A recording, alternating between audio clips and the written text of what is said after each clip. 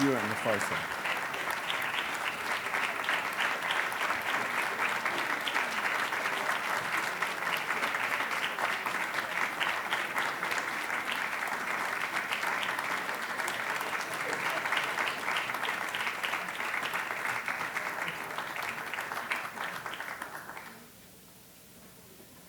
Good evening, everyone. Hey, come on, you can do better than that. Good evening, everyone. This is the biggest event of the year. This is when we confer upon select individuals Harvard's highest honor for contributions to African and African American studies. We have a great program lined up this evening, and we're going to start by asking Rashad McPherson and Divine Purpose to get us off the ground with Lift Every Voice and Sing.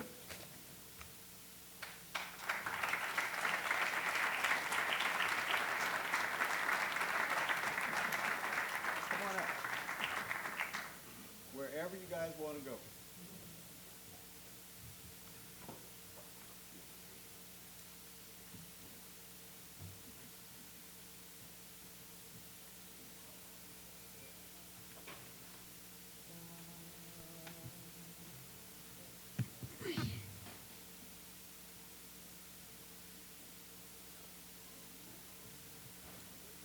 Please stand.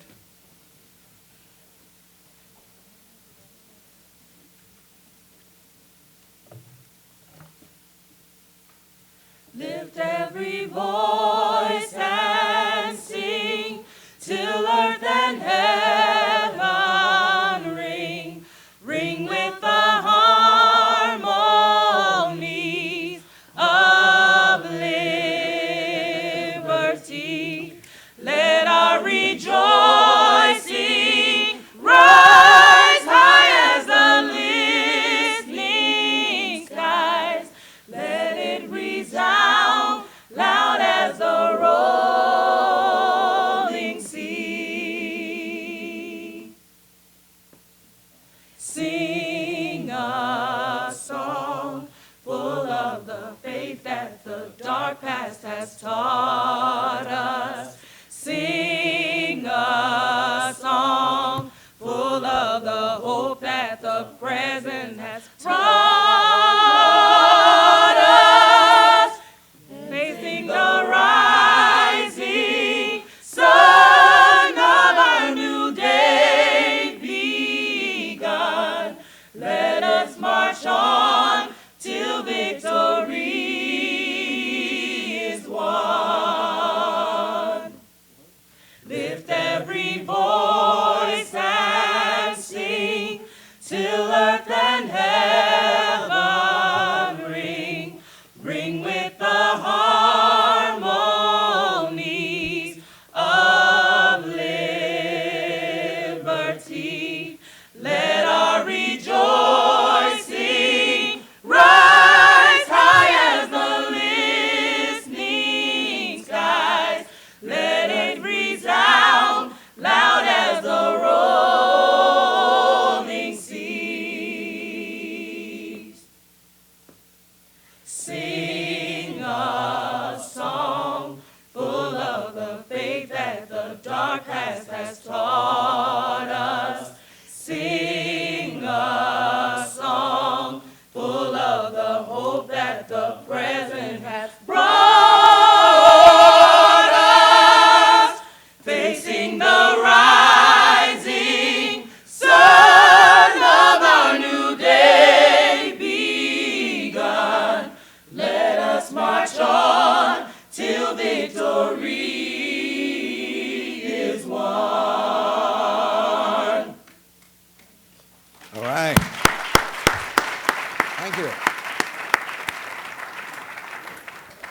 Thank you. Thank you very much. That was Rashad McPherson and Divine Purpose. We're going to hear from them several times this evening. And now the Reverend Charles G. Adams, who is the William and Lucille Nickerson Professor of the Practice of Ethics and Ministry here at the Harvard Divinity School, will lead us in prayer.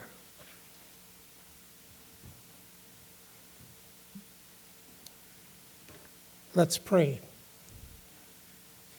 O thou eternal wisdom, whom we know partly and partly do not know. O thou eternal justice, whom we acknowledge partly, but never wholly obey. O thou eternal love, whom we love a little, but fear to love too much. Open our minds that we may understand. Work in our wills that we may obey. Kindle our hearts that we may love. Amen. Thank you, Charles.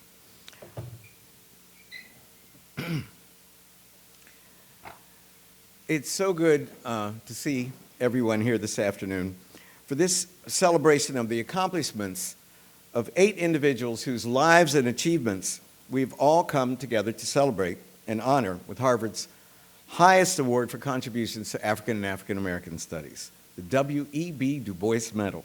Now, in honoring these people tonight, we are also honoring the greatest black scholar and intellectual of all time, without a doubt, the great Dr. Du Bois. Graduated from Fisk in 1888 and then took 3 degrees from Harvard, the A.B. in 1890, the A.M. in history in 1891. Then he went to Berlin because he wanted to study a new field, being born in France and Germany, a new field called sociology. Du Bois wanted to bring sociology back to the United States. He didn't want to be the great black sociologist. He wanted to be the greatest sociologist in America and introduce the entire discipline to the American Academy. But denied the continuation of his fellowship, he couldn't get his PhD from the University of Berlin. And with great reluctance, disappointment, and bitterness, he returned and got his PhD here at Harvard in history in 1895, becoming the first African American to earn a PhD in any field from Harvard. W.E.B. Du Bois went on to write 22 books. He co-founded the Niagara Movement and the NAACP. He served for 24 years as the founding editor of the Crisis magazine, and he ended his life as the editor of the Encyclopedia Africana project in Accra, Ghana. He died at the age of 95, the night before Martin Luther King's Great March on Washington. The last thing Du Bois did before he died was send a cable to Martin Luther King, wishing him well. And the next day, Martin Luther King gave the greatest speech of the 20th century, and then Roy Wilkins, the MC, read the contents of that cable and then announced that Dr. Du Bois, having written it, had gone to bed and died in his sleep. A poetic way to die, perfect timing, inimitable for Dr. Du Bois. We honor Du Bois's memory with this annual award of the medal named in his honor and engraved with his image, as you can see on your programs and on the monitors, but we also honor his memory through his words. Our format this afternoon will include tributes to each of our medalists made by persons who know them well. And in between those presentations, members of the Department of African and African American Studies will read segments of Du Bois's greatest work, The Souls of Black Folk, published in 1903 and hailed as a classic before the ink was even dry. Dr. Du Bois was many things, but first and foremost, let us never forget, Dr. Du Bois was a consummate writer. As the Yale-educated scholar William Harris put it, as early as 1913, and I quote, Du Bois is one of the few men in history who was hurled on the throne of leadership by the dynamic force of the written word. He is one of the few writers who leapt to the front as a leader and became the head of a popular movement through impressing his personality upon men by means of a book, unquote. And that is something, if you think about it, at which to marvel. Who can we say that of today? Our colleagues will be reading their favorite passages of this marvelously influential and still resonant work of lyrical insight. Over 120 editions have been published in the last century. And in between, we will hear Divine Purpose sing some of the black tradition's most resonant and canonical spirituals, the works Du Bois himself celebrated in the Souls as America's only contribution, only original contribution to world culture. My own favorite passage of this great text comes from his essay entitled Of the Training of Black Men, and I'd like to read it to you. Herein the longing of black men must have respect, the rich and bitter depth of their experience, the unknown treasures of their inner life, the strange rendings of nature they have seen. These may give the world new points of view and make their loving, living, and doing precious to all human hearts, and to themselves, in these the days that try their souls, the chance to soar in the dim blue air above the smoke is to their finer spirits boon and guerdon for what they lose on earth by being black. I sit with Shakespeare, and he winces not.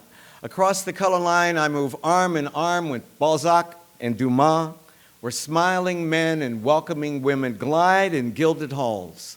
From out the caves of evening that swing between the strong-limbed earth and the tracery of the stars, I summon Aristotle and Aurelius and what soul I will, and they come, all graciously, with no scorn nor condescension. So wed with truth, I dwell above the veil.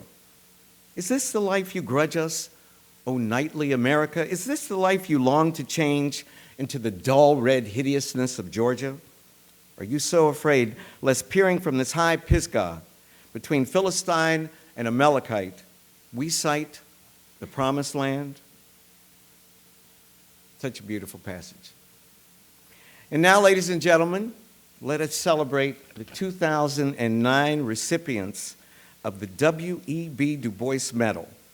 They who also are wed with truth and dwell above the veil.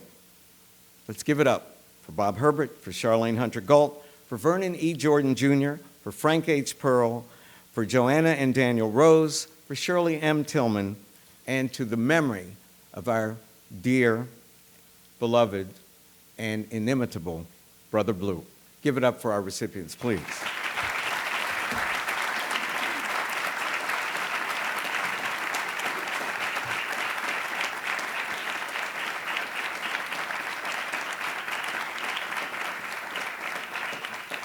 And now we will have a selection from the choir. Ezekiel saw the wheel.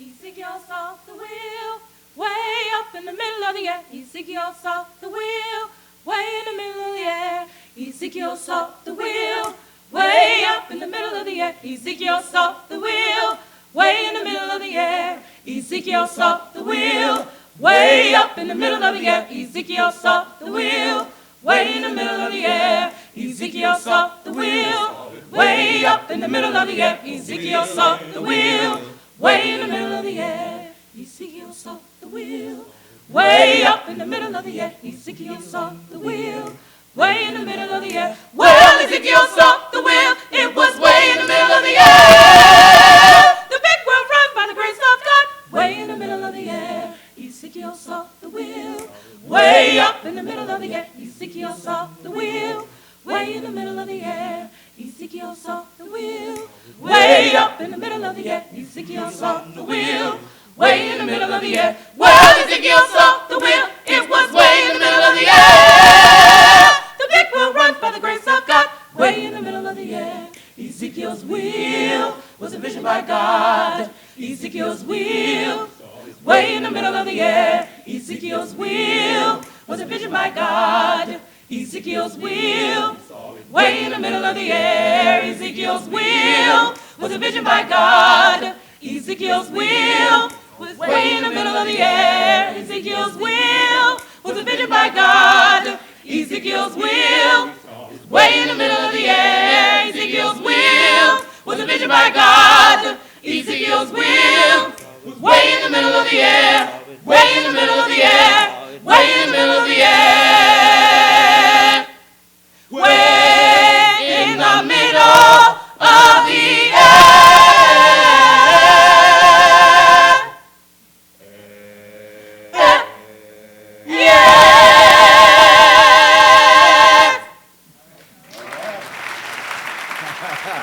Amen. Y'all smoking now, boy.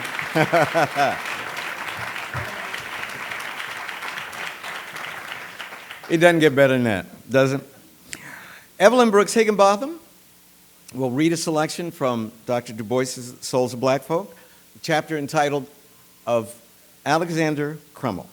Evelyn is the Victor S. Thomas Professor of History and the chair of the great and distinguished Department of African and African American Studies at Harvard University.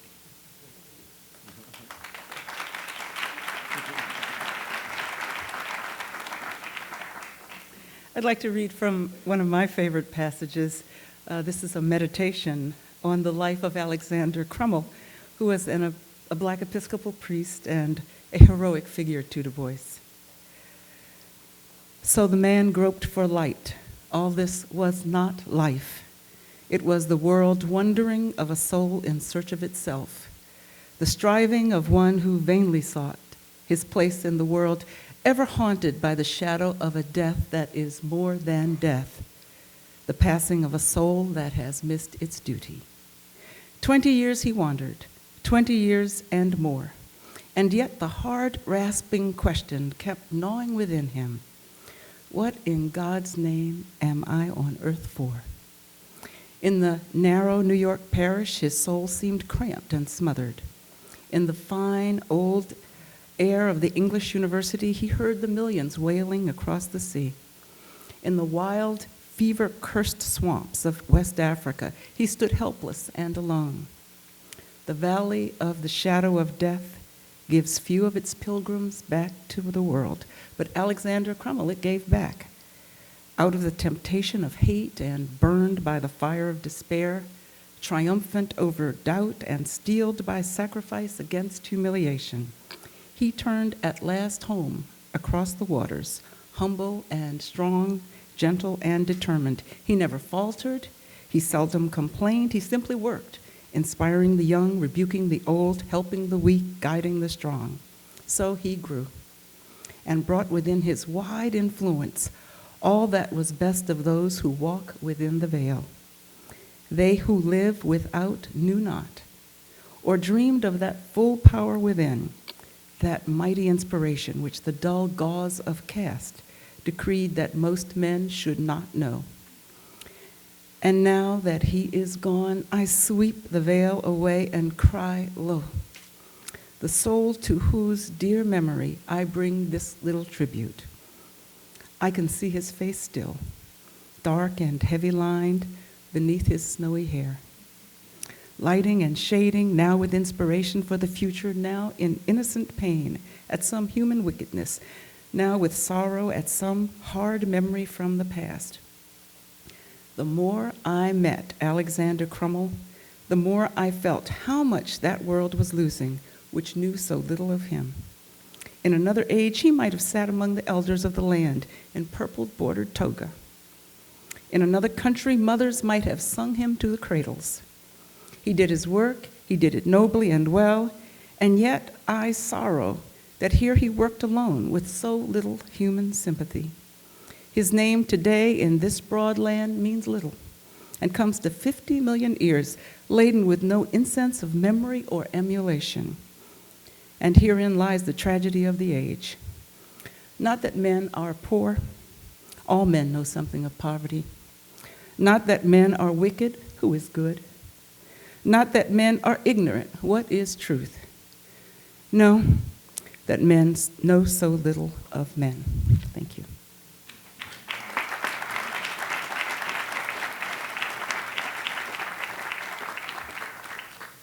Thank you, Evelyn. Our first medal of the evening goes to Charlene Hunter Cole. And presenting it is Calvin Trillin, who without question is one of our nation's most distinctive literary voices. Calvin.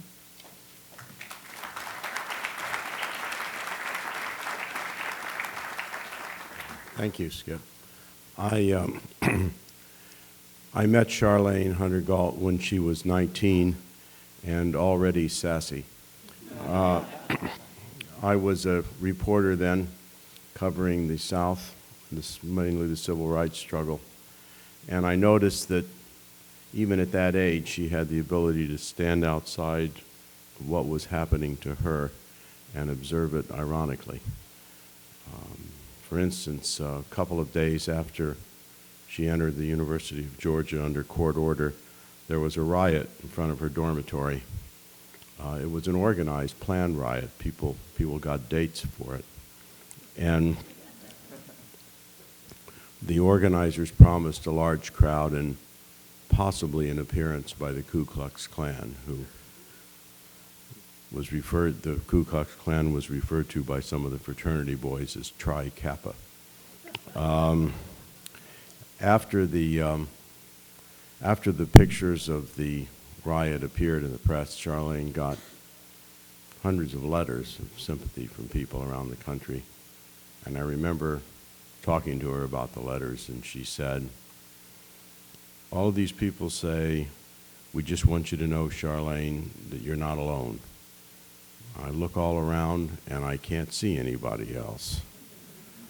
I think we both thought that the most realistic letter was from an 8th grader in Rochester, New York, who apparently wrote, as part of a class project, he wrote, "Dear Miss Hunter, I'm very sorry at how their people are treating you. I hope you have the courage to take that treatment in the future." Because somehow the little boy knew that, as courageous as it might have been to walk through the crowds with Vernon Jordan, who's also here, I was hiding behind Vernon. He's a large presence, and I trying to judge the rock angle and stay on the other side of Vernon from that. As much courage as that took, those long 2.5 years that stretched afterwards required more courage. And she was ironic about that, too. Toward the end of her senior year, she sent me a letter. At the end, it said, well, this is Brotherhood Week in Athens. I think I'll go stand out on the street corner and wait for an invitation to lunch.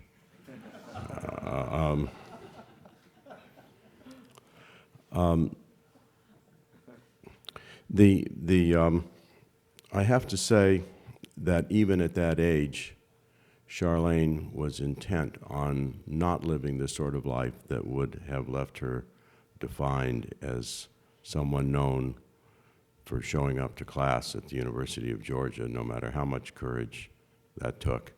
And as you can see from the program, and you probably already know, she has not led that kind of life. I have to close by thanking Charlene for part of my education in the South. We used to talk on the phone while she was at the University of Georgia and I was living in Atlanta. And one day when I was about to leave, we had a conversation, and I'd been in the South for a year, and I thought that I had a pretty good understanding of segregation, the misery it caused black people, and the really corrosive effect it had on white people. And I had read a lot of books and interviewed a lot of people and knew a lot of court cases. And Charlene mentioned that she had come back the night before from giving a speech in Savannah and had a very unpleasant train ride. And I said, I thought that was supposed to be a great train from Savannah to Atlanta, the Nancy Hanks. And she said something like, well, you know, not where we have to sit.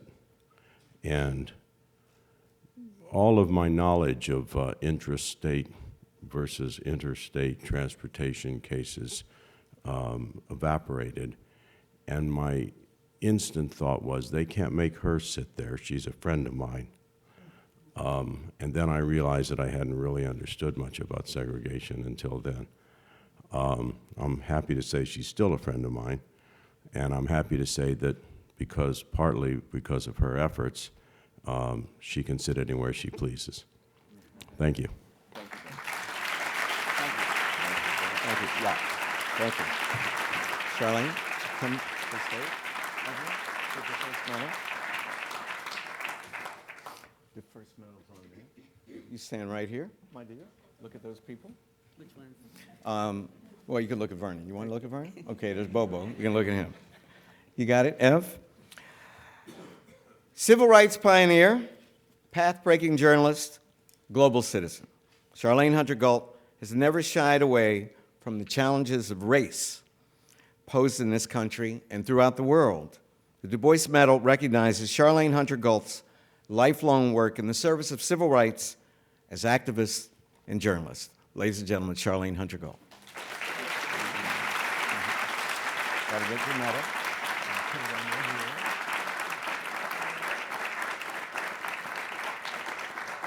Get it on here.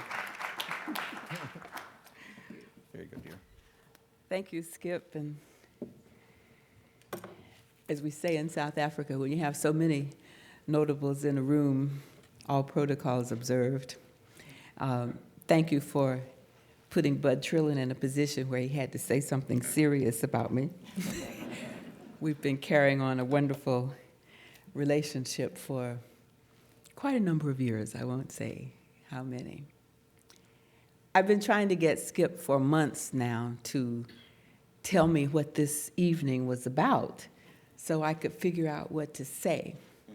And I think the reason he kept refusing to do that was he didn't want me to stand up here a long time, so I won't. But I will say just a brief couple of things. When I think of the eloquence of Barack Obama, which is now legend, I think the thing that stands out to me most that he said during the campaign was that he stood on the shoulders of giants. And even though I guess I was working at the New Yorker when W.E.B. Du Bois passed away, I've always felt a very close kinship to him because I went to a segregated school in Atlanta, Georgia, and like the other giants on whose shoulders I stood, my teachers, my mother, my grandmother, my neighbors, none of them could give us first-class citizenship because they didn't have it themselves and it wasn't within their power. But what they did, and I think it was owing in part, and maybe in large part, to the teachings of Du Bois, was that they gave us a first-class sense of ourselves, which was something nobody could take away from us, and which is what enabled those of us who did cross barriers to do so. The teachers at Henry McNeil Turner High School thought of us as the talented 10th, and they impressed that upon us. So that the first time Hamilton Holmes and I went to apply to a white school in Georgia to study, he wanted to study medicine, I wanted to study journalism, we were taken, Vernon will remember this, to Georgia State College in Atlanta.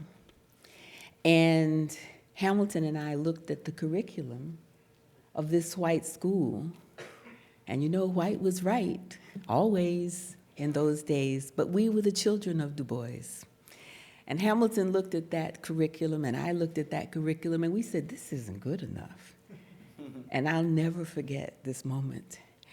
Hamilton pointed north and said, that's where we go. Right, Vernon? The adults went nuts because they could protect us in Atlanta. They had the means to do that in our hometown. They couldn't protect us where Tri Kappa K lived. And yet they stood behind us and said, if that's what you want to do. Again, the legacy of Du Bois. So while I am extremely honored to be in the company of such amazing people tonight, the honorees as well as those of you in the audience, I actually feel quite at home. I feel as if I'm a child of Du Bois, and I will wear this proudly. Thank you.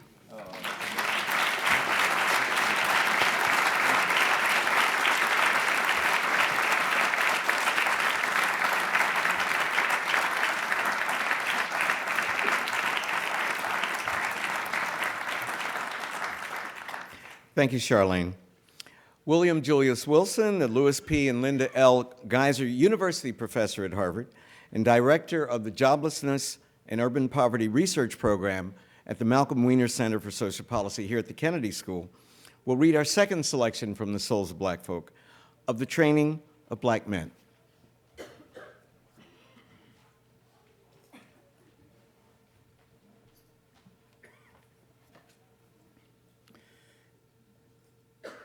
"50 years ago, the ability of Negro students in any appreciable numbers to master a modern college course would have been difficult to prove. Today, it is proved by the fact that 400 Negroes, many of whom have been reported as brilliant students, have received a bachelor's degree from Harvard, Yale, Oberlin, and 70 other leading colleges. Here we have, then, nearly 2,500 Negro graduates, of whom the crucial query must be made. How far did their training fit them for life?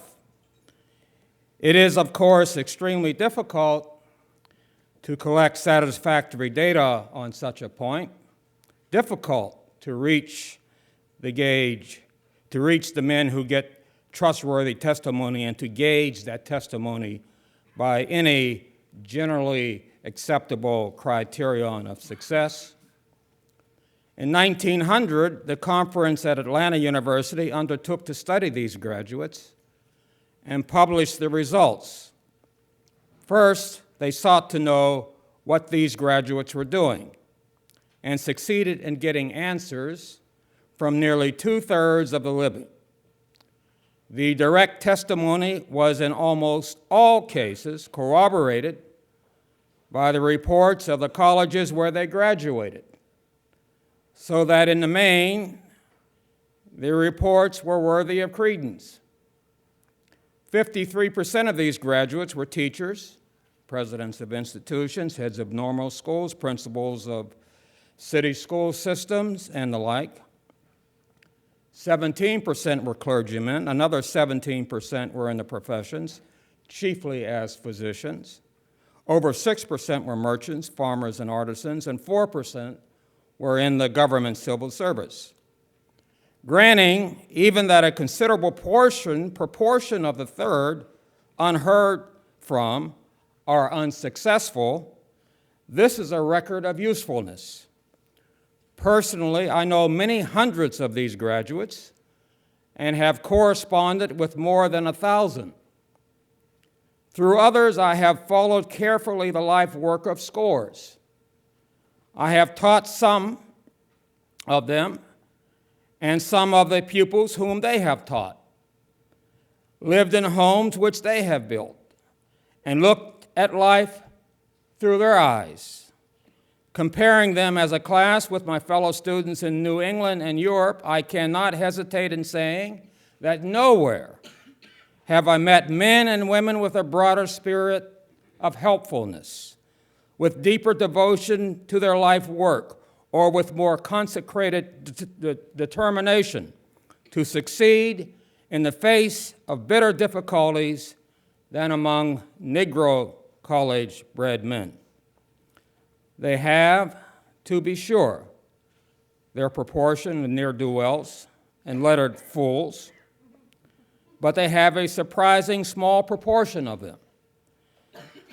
They have not that culture of manner which we instinctively associate with university men, forgetting that in reality, it is the heritage from cultured homes, and that no people, a generation removed from slavery, can escape a certain unpleasant rawness, despite the best of training. Thanks.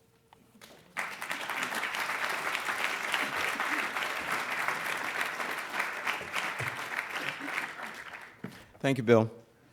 Our next medal will be presented to Daniel and Joanna S. Rose by Kwame Anthony Appiah, the Lawrence S. Rockefeller University Professor of Philosophy and the University Center for Human Values at Princeton University.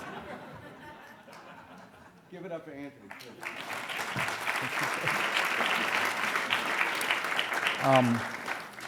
I feel somewhat out of place in this exalted company, but I'll push ahead.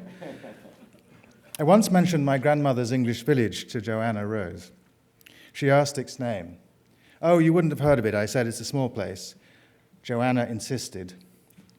Any of you who know Joanna know what that means. So I said, Minchinhampton. Well, not only has Joanna heard of Minchinhampton, she's been there, and furthermore, she knows the one fact of literary importance about it, which is that it's the home of Jenny Joseph, author of the most popular post-war poem in Britain. The poem is called Warning, and not only does Joanna know this, she knows Jenny Joseph, and that's why she's been to Minchinhampton. One of her connections with Jenny Joseph, beyond friendship, is St Hilda's College, Oxford, where they both studied English literature. And I think it's quite representative of Joanna and Dan's engagement with the life of the mind that her connection with both Minchinhampton and with Oxford is through literature. That cultural and intellectual engagement explains why she's also been chairman of the board of the Partisan Review and why she's a fellow both of St Hilda's and of the New York Institute for the Humanities, just to mention a few of her literary and humanistic connections. With Dan, as with Joanna, one remembers things large and small that one has learned in conversation. Dan taught me the story that stands for me now as the simplest and clearest formulation of individuality as an ideal.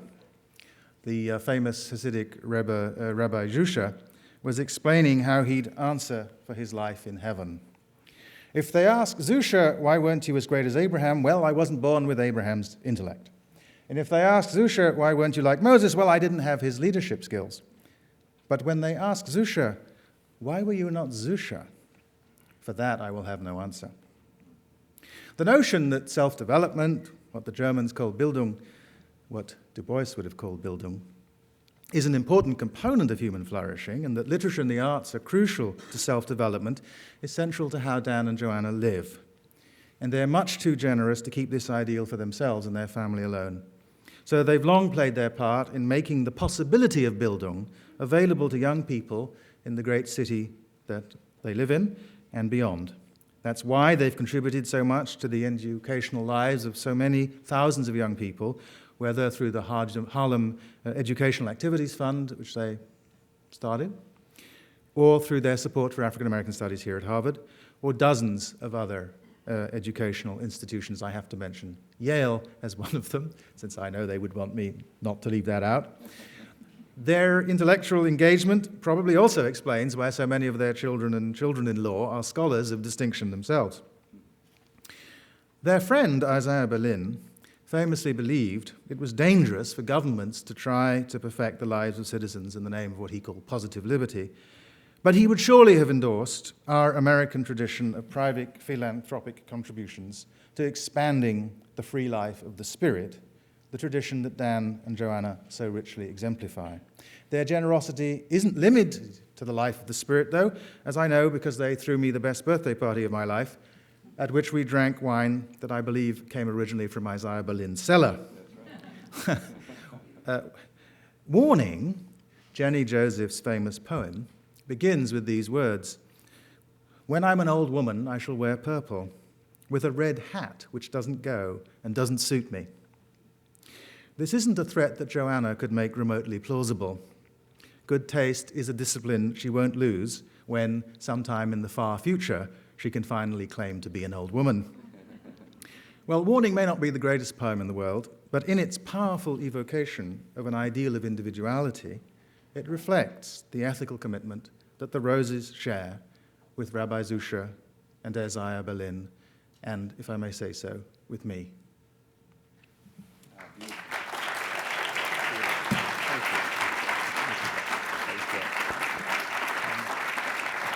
Please.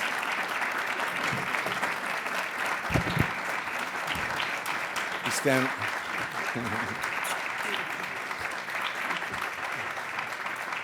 You stand right here.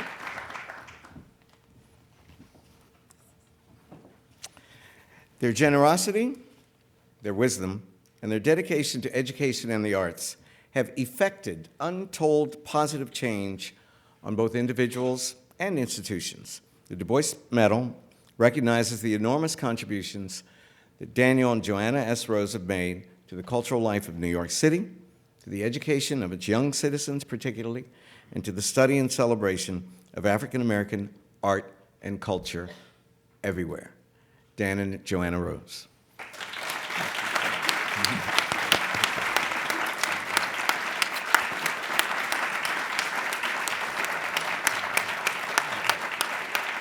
This is for you. Now I have to do it. There you go. Thank you, Ev. There you go, darling. Good. Here's your boxes. Can't forget them.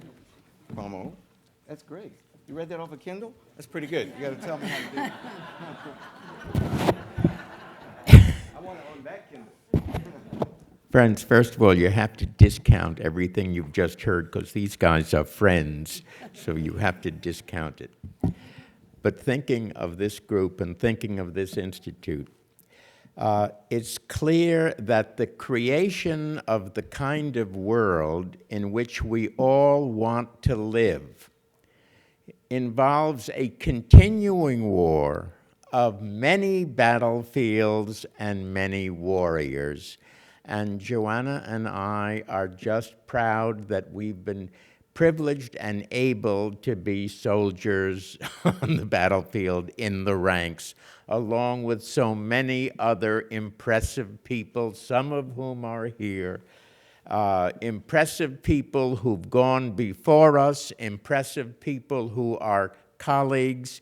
We hope impressive people who will come after us to continue the battle. We're all on the same wavelength. We're all on the same team. But Joanna and I are both profoundly moved at this heartwarming event. We're grateful to Skip and his colleagues. I can only say that having observed the Institute from its earliest days and having watched it flourish and blossom, and when we contemplate its undoubtedly great future, we find it a profound source of satisfaction. These guys do the right things, they say the right things, and we join with all here today in the prayer that they will continue to flourish far into the future. Thank you.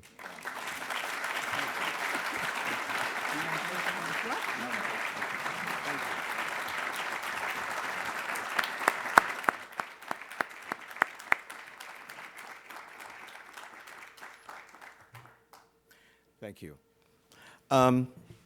Here's Bill Wilson again to present our next medal to the New York Times columnist, Bob Herbert.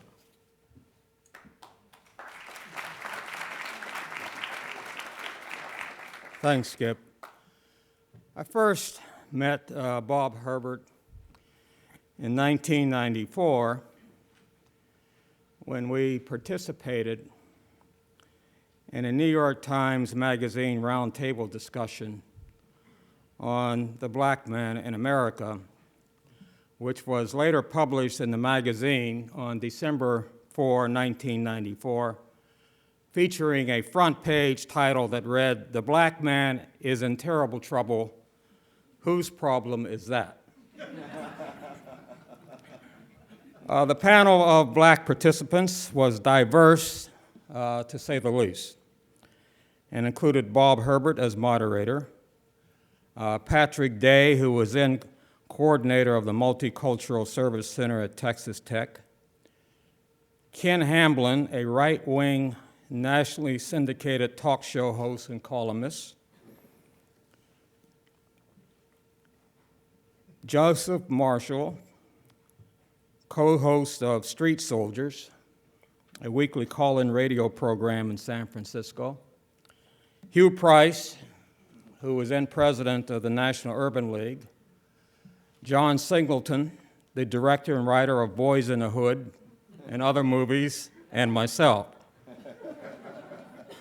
Now, before this group got together for a photo op prior to the round table discussion, as we waited an hour for John Singleton to show up. We had a lively informal exchange, and I remember telling Hugh Price that I don't envy Bob Herbert. He will have a tough task moderating a roundtable discussion with this group, especially after listening to Ken Hamlin, whose pronouncements about people, especially black people, made Rush Limbaugh seem like a moderate. But Herbert was brilliant in the way he moderated the panel. And during the discussion, I marveled at his skills in keeping the discussion flowing, keeping us on track, providing the opportunity for people like me and Hugh Price to respond to some of the outrageous comments of a couple of the panel members. And after I read the published transcript, I was even more impressed with the roundtable discussion. So were the readers. The magazine was inundated with letters from readers responding to the exchange, and nearly all of them were positive, including those that were not printed, according to the editor of the Sunday New York Times Magazine. And after the roundtable discussion, Bob and I had dinner, and I had the opportunity to see a side of him that you can't fully pick up in panel discussions and in reading his column. He is a humble man and a great listener. But he has other admirable traits that are displayed both in informal conversations and in his columns, namely thoughtfulness and compassion. And when I turn to the New York Times editorial page on the days his column appears, I always read his column first. I would not be surprised if this were true for most readers who are concerned about social justice. Indeed, many of Bob Herbert's articles are about people in trouble, often through no fault of their own, and their misfortunes are not rare. They represent widespread problems that are deeply entrenched, powerfully destructive, and have destroyed lives. And Herbert insightfully traces these problems to abuses of power and social injustice, not only in this country, but around the world. In his book, Promises Betrayed, published in 2005, Bob Herbert wrote, quote, "If I had one wish for this country, it would be for leadership that would arouse the consciousness of the masses to the deceit and injustice all around them. There are still plenty of valiant individuals who head out each day and put up a terrific fight on behalf of the poor and the oppressed and anyone else who might need a boost or a hand. But too often they're overmatched by the fat cats and the ideologues who have a stranglehold on the nation's financial resources and political power," unquote. With a new administration now, more committed to addressing inequality, there is hope that Herbert's wish will eventually be fulfilled. In the meantime, one thing is certain. Bob Herbert will continue to do what he can to arouse the consciousness of the masses with his powerful and important stories on social injustice. We are deeply indebted to him, and I cannot think of a more deserving recipient of the W.E.B. Du Bois Medal. Thank you.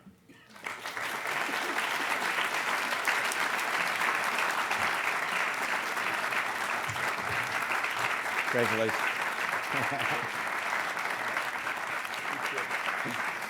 Stand right there. Thank you, Bill. With the rare gift for distilling human truth from statistics and spin. Bob Herbert is an unwavering advocate of social justice, economic equality, and open and honest dialogue. The Du Bois Medal recognizes Bob Herbert for his dedication to these ideals and to furthering the American conversation on why race and class matter. Ladies and gentlemen, Bob Herbert.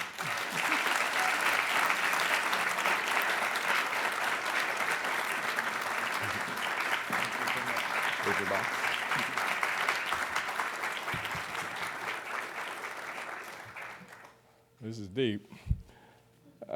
Bill was kind enough to say he's a humble man.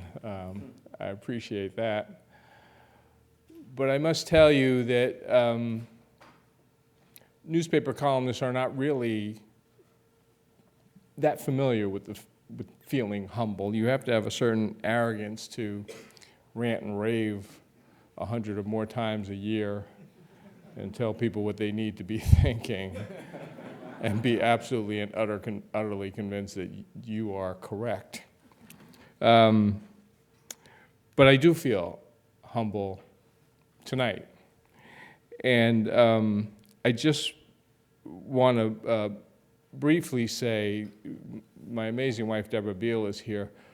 But I also wish that my parents, Chester and Adelaide Herbert, whom I lost a few years ago, I wish they could be here tonight. My parents ran an upholstery shop in suburban New Jersey. And that's where my sister and I ran to every day after school. And if we're going to talk about Du Bois and we're going to talk about people like Dr. Martin Luther King Jr., and if we're going to talk about people like Charlene Hunter Galt, I think about my parents and I think about the amazing work. We talk about standing on the shoulders of giants. I think about the amazing work that so many folks like these that I just mentioned have done, and they in fact did change the society profoundly, because my father, a very smart man, just one generation back could never have held any of the jobs that I've held in my life, none. He could not have been a reporter for the Star-Ledger or a city editor of the Daily News. He could not have been a national correspondent for NBC. He could not have been an op-ed columnist for the New York Times. So just in one generation. So the work that these folks did in real life, I feel profoundly in my soul. And when I look at this medal, I feel like this medal is a gift from my family, my personal family, and my wider family, which includes all of you and so many others. So I do feel humble tonight. I feel profoundly grateful to be in the company of these other recipients, and I just thank you so much.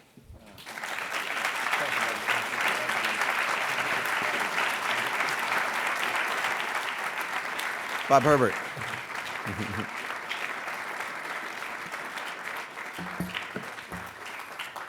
Let's welcome back to the stage Rashad McPherson and Divine Purpose, who they will be singing Right On, King Jesus.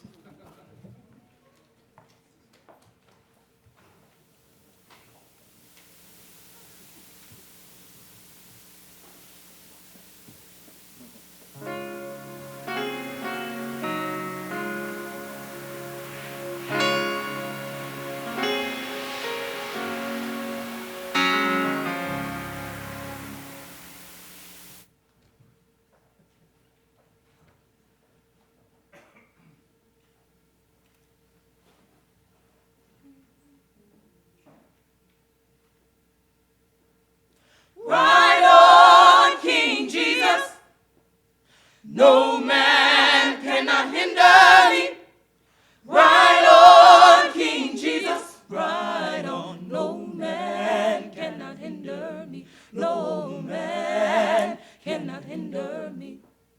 Right on, King Jesus. No man cannot hinder me. Right on, King Jesus. Right on, no man cannot hinder me. No man cannot hinder me. No man cannot hinder me. No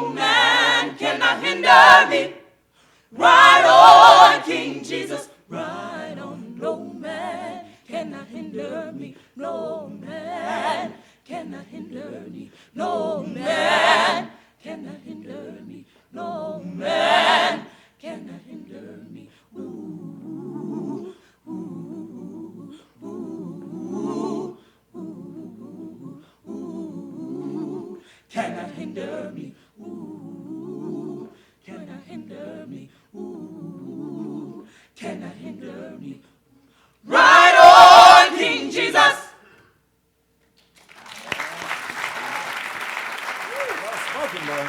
Amen. Right on, King Jesus. That was fantastic. Our next selection from the Souls of Black Folk is the great essay, The Sorrow Songs, read by Marcelina Morgan, professor of African and African American Studies, and the founding director, creator of the world's first and only and best hip-hop archive.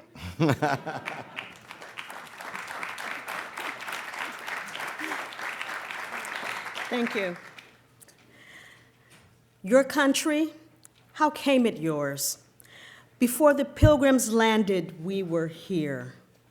Here we have brought our three gifts and mingled them with yours. A gift of story and song, soft, stirring melody in an ill-harmonized and unmelodious land. The gift of sweat and brawn to beat back the wilderness, conquer the soil, and lay the foundations of this vast economic empire 200 years earlier than your weak hands could have done it. The third, a gift of the Spirit. Around us, the history of the land has centered for thrice 100 years. Out of the nation's heart, we have called all that was best to throttle and subdue all that was worst. Fire and blood, prayer and sacrifice have billowed over this people, and they have found peace only in the altars of the God of right. Nor has our gift of the Spirit been merely passive.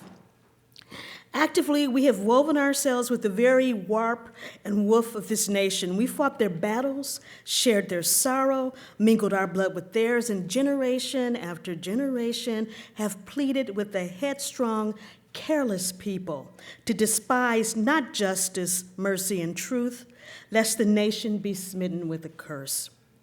Our song, our toil, our cheer, and warning have been given to this nation in blood brotherhood. Are not these gifts worth the giving? Is not this work and striving? Would America have been America without her Negro people? Even so is the hope that sang in the songs of my fathers well sung.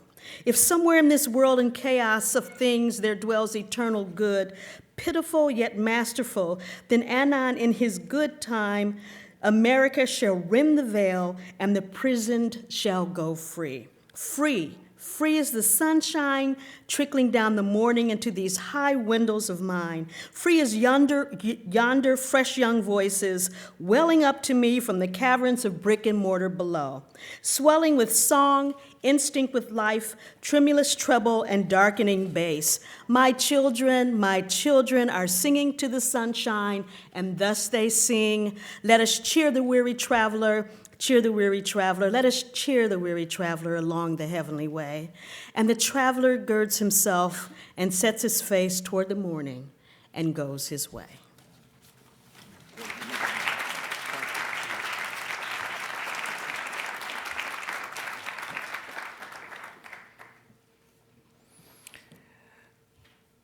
Thank you, Marcy.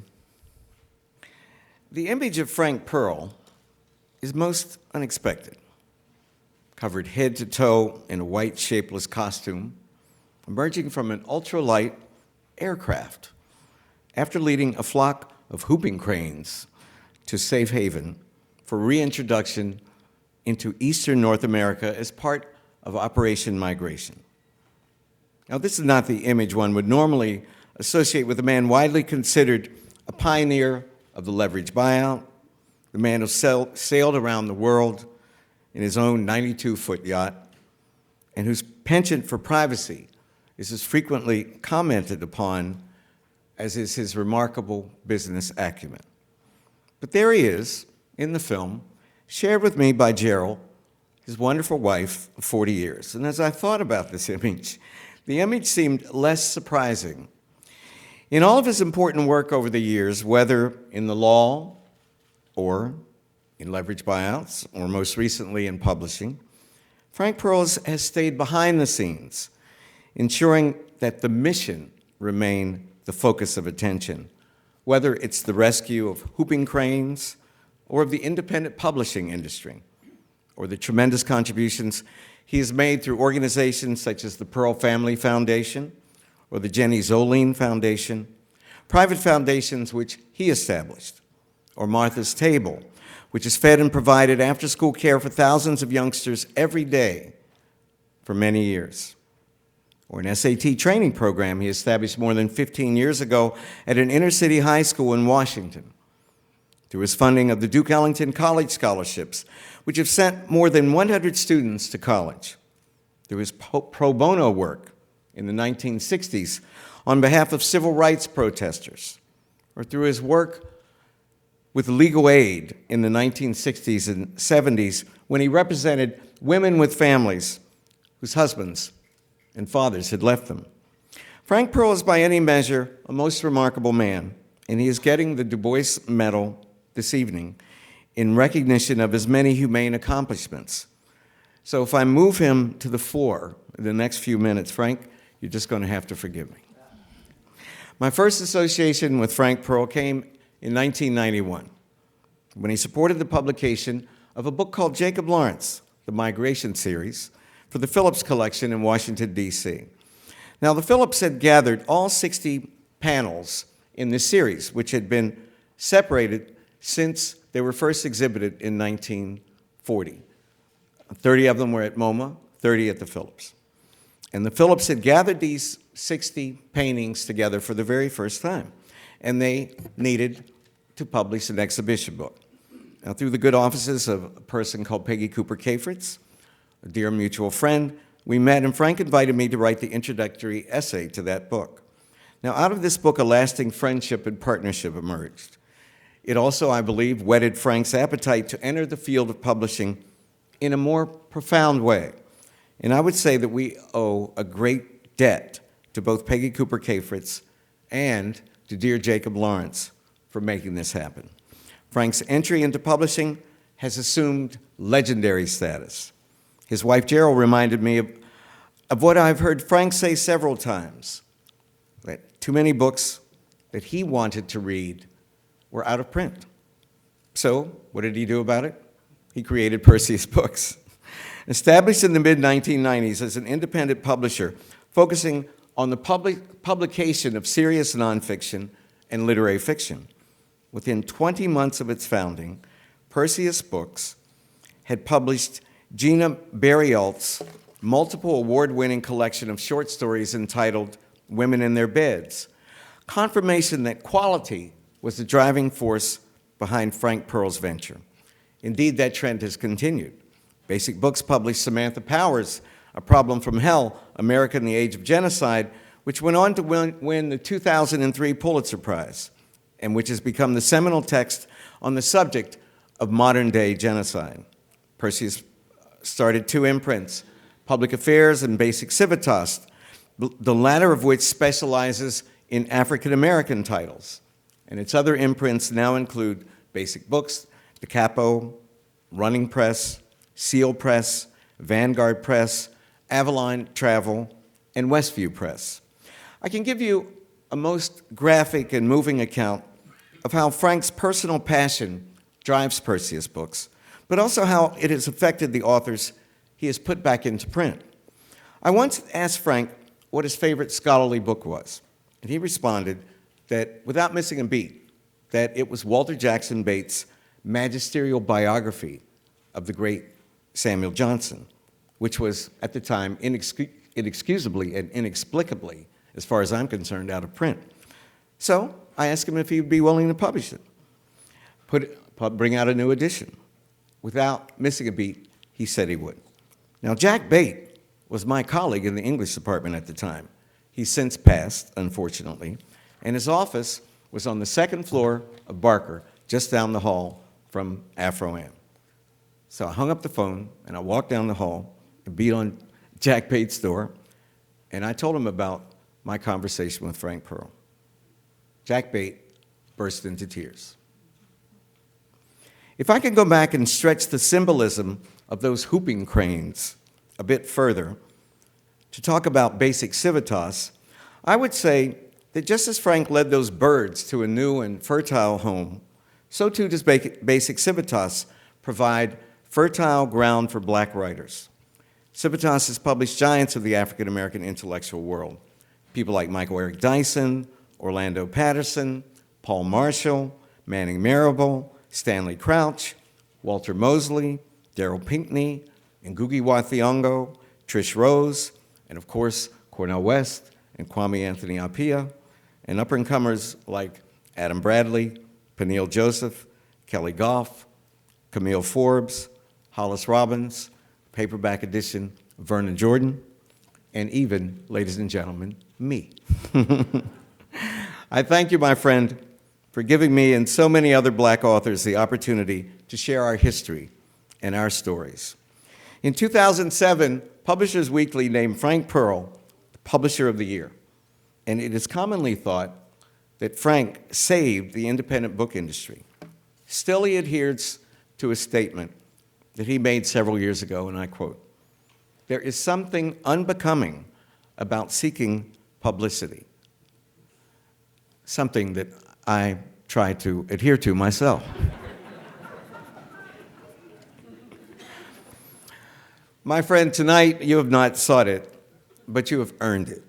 And it is my deep honor and privilege to present you with the Du Bois Medal in recognition of your lasting contributions to the arts and to the life of the mind, your efforts on behalf of those who have less, and in particular, for your unwavering support of and faith in the field of African American studies. Ladies and gentlemen, give it up for Frank Pearl.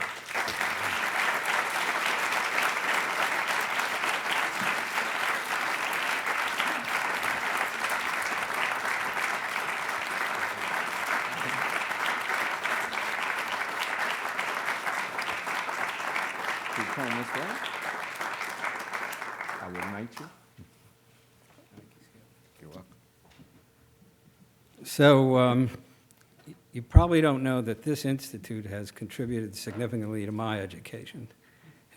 This afternoon, for example, Professor Morgan increased my knowledge of hip-hop by a factor of probably 100.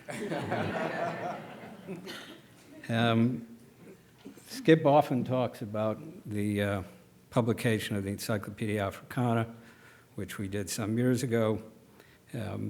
I would like actually to recognize this institution and the remarkable accomplishment of Skip and the dozens and dozens of scholars who, in the tradition of Samuel Johnson, sitting in the attic of his home writing a dictionary, wrote literally thousands and researched literally thousands of entries for that. That was a massive accomplishment, and our contribution was minimal. My close friend Vernon Jordan, who receives the next honor, has shared much wisdom with me, one bit of which is the value of brevity in public speaking.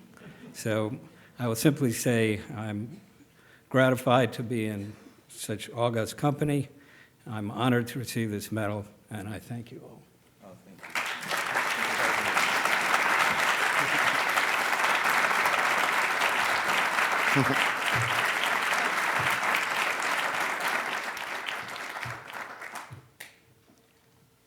Glenda Carpio is professor of English and American Literature and Language and of African and African American Studies at Harvard. In fact, ladies and gentlemen, she is the first woman of African descent to gain tenure in the English department here at Harvard.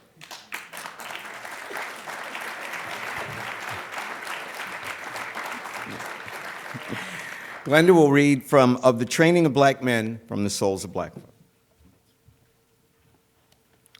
So there's something about this chapter, since I'm the third faculty member to be reading from it. I'll be reading from the opening paragraphs. I think that's something, it's Du Bois's ability to give us something in detail and give us a very broad angle view of the problem of the 20th century. From the shimmering swirl of waters where many, many thoughts ago the slave ship first saw the square tower of Jamestown have flowed down to our day 3 streams of thinking. One swollen from the larger world were here and overseas, saying the multiplying of human wants in culture lands calls for the worldwide cooperation of men in satisfying them. Hence arises a new human unity, pulling the ends of the earth nearer, and all men, black, yellow, and white. The larger humanity strives to feel in this contact of living nations and sleeping hordes a thrill of new life in the world, crying, if contact of life and sleep be death, shame on such life. To be sure, behind this thought lurks the afterthought of force and dominion, the making of brown men to delve when the temptation of beads and red calico cloys. The second thought, streaming from the death ship and the curving river, is the thought of the older South, the sincere and passionate belief that somewhere between men and cattle, God created a tertium quid and called it a Negro, a clownish, simple creature, at times even lovable within its limitations, but straightly foreordained to walk within the veil. To be sure, behind the thought lurks the afterthought. Some of them, with favored chance, might become men. But in sheer self-defense, we dare not let them, and we build about them walls so high and hang between them the light a veil so thick that they shall not even think of breaking through. And last of all 3 trickles down that third and darker thought, the thought of the things themselves, the confused, half-conscious mutter of men who are black and whitened, crying, liberty, freedom, opportunity, vouchsafe to us, O boastful world, the chance of living men. To be sure, behind the thought lurks the afterthought. Suppose, after all, the world is right and we are less than men? Suppose this mad impulse within is all wrong, some mock mirage from the untrue? So here we stand among thoughts of human unity, even through conquest and slavery, the inferiority of black men, even if forced by fraud, a shriek in the night for the freedom of men who themselves are not yet sure of their right to demand it. This is the tangle of thought and afterthought wherein we are called to solve the problem of the training of men for life.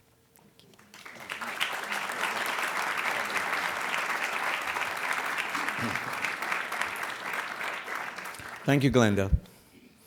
Evelyn Brooks Higginbotham will present a posthumous medal for our dear friend, the late, great Brother Blue, to be accepted by his wife, Ruth Edmonds Hill.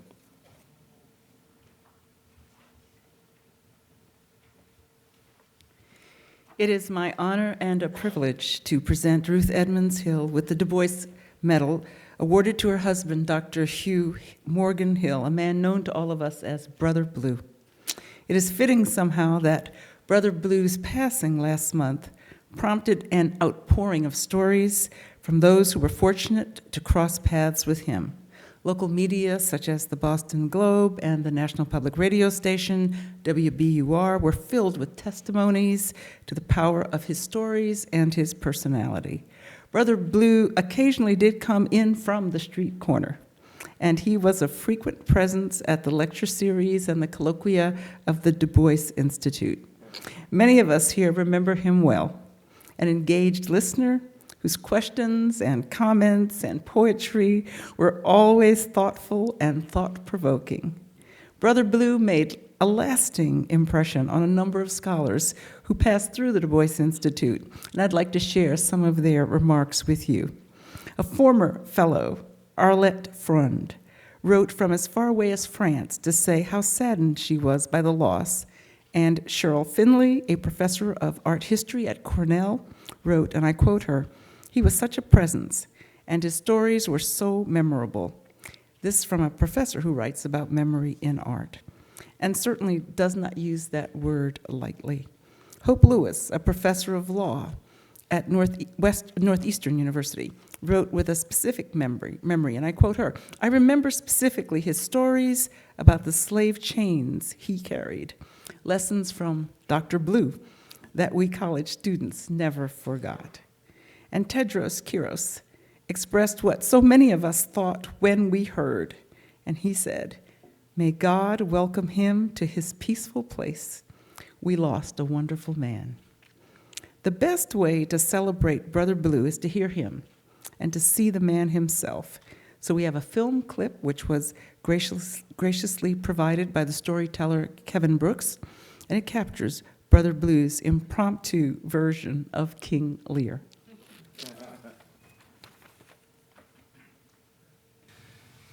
King Lear struggled to his feet. Big D helped him get up. King Lear said, I feel something in my bones.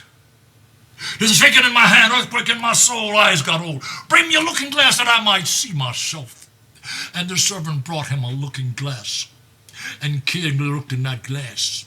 And he said, I got old. Earthquake in my soul. A shaking in my hand, understand. I got to die. I'm melting like snow. I hate to go. All my stuff I got, can't take it with me. He said, come here, my darling daughters. I'm your papa. I've got to die. I got all this stuff. I can't take it with me. I'm going to give it to you. All you got to do to get it is sing to me. Sing to Papa. Tell me how much you love me. Go for the gold, baby. You got to go for the gold if you want to go.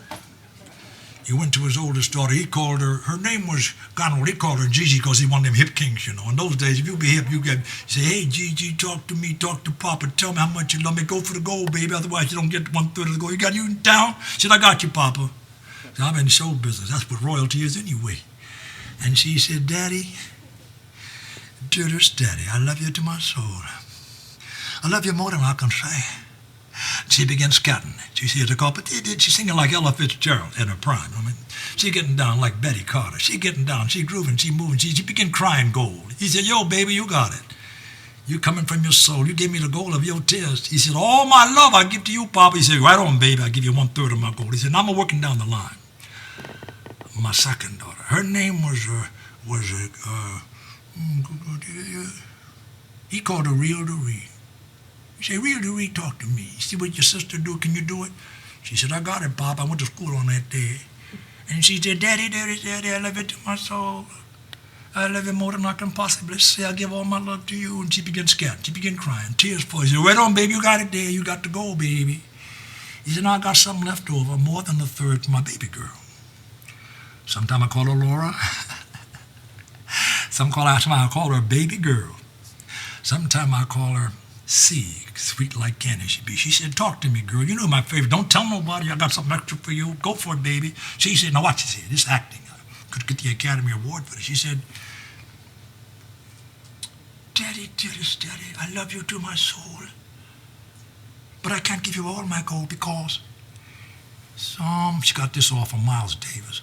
Someday my prince will come. And I give my prince some gold and my children too. I can't give all my gold to you. King Lear say, hold it, cut it right there, woman. You done lost your mind. Look, I wanted to give you the gold. It's show business.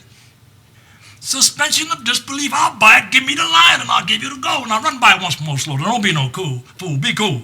Go for the gold, babies. Give it up for the old man. And she said, autrefois, mon papa. Because in those days, if you was royalty, you had to have a speaking knowledge of another language. Her thing was French. She said, autrefois, mon papa. She got down with the thing, you know what I'm saying? But she fell into the truth. She said, I can't lie for gold now, Papa. I love you too much. He said, off my face, you done tore it. Don't darken that door no more. And he sent her out in the storm with nothing but a fine tooth comb to fall. And the two daughters didn't take him in. He's out there in the street because the one he thought would take care of him isn't there to help him. He's out in the street. And we guess who'll come by to pay a call, y'all? The storm of nature. Rocked that King Lear, rocked the house, rocked the street, rocked the world. Begin to blow.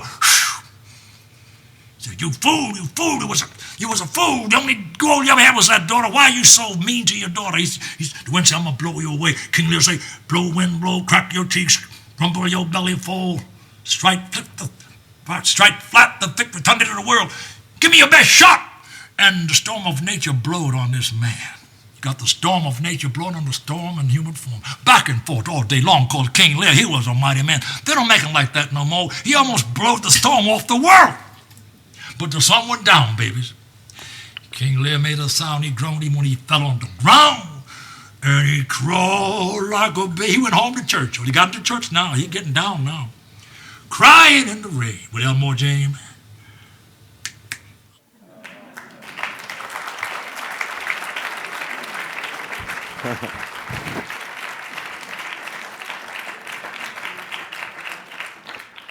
Ladies and gentlemen, please welcome Ruth Edmonds Hill to the stage.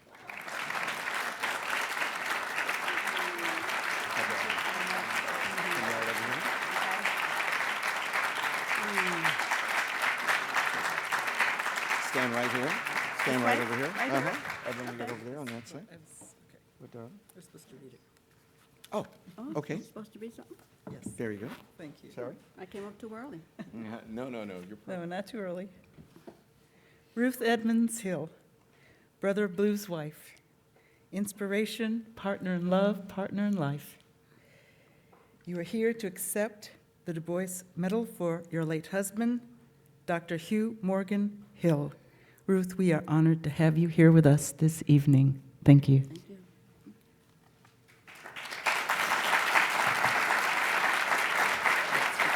Want me to turn around? I'll turn around. Let me say. This is yours. Get one. Okay. Ruth, storyteller, educator, and humanist, Brother Blue was unique and indeed a guiding presence in Cambridge and throughout the Boston area.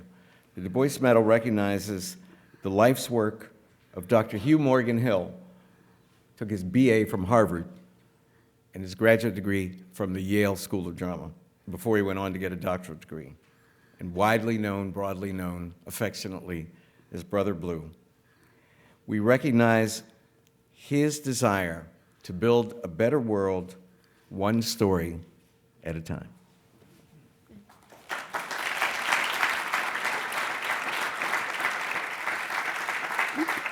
So I want to thank the Du Bois Institute. I know Brother Blue watched the development of the Institute. He didn't want Skip to mess up, and looks like he did okay.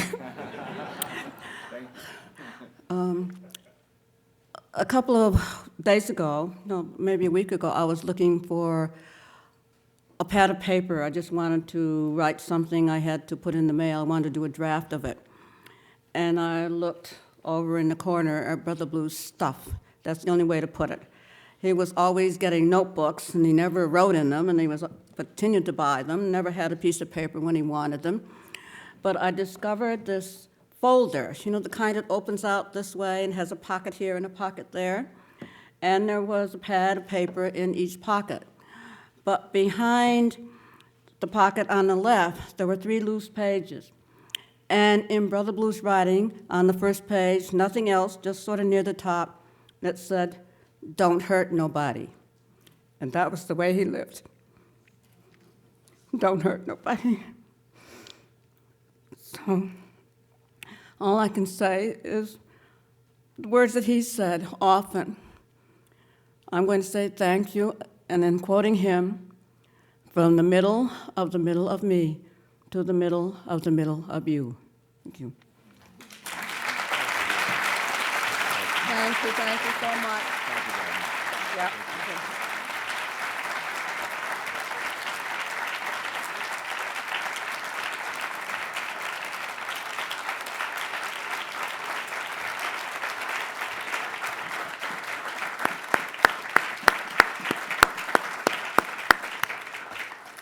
Thank you so much, Ruth. Our next Du Bois Medal will be presented to the president of Princeton University, Shirley M. Tillman, by Valerie Smith, the Woodrow Wilson Professor of Literature at Princeton. Val?